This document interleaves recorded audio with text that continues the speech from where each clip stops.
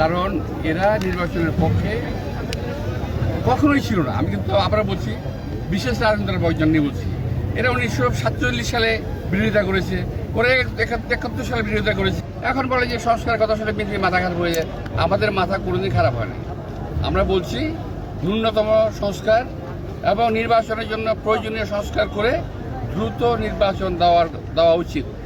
পৃথিবীর কোনো সভ্য দেশ এই কথা মানতে পারে না যে একটা অনির্বাচিত সরকার, যাদের দেশ পরিচালনায় মিনিমাম কোনো অভিজ্ঞতা নাই, হ্যাঁ শাসক ক্ষেত্রে তারা প্রতিষ্ঠিত, কিন্তু যিনি ব্যবসায় প্রতিষ্ঠিত উনি দেশ চালানায় প্রতিষ্ঠিত না।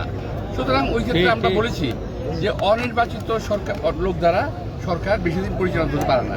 এটা ম্যাক্সিমাম একটা নির্বাচনকালীন সময়টুকু থাকতে পারে। এটুকু আমাদের বক্তব্য ছিল। যাই হোক, আপনার বক্তব্য কোন বক্তব্য নেই।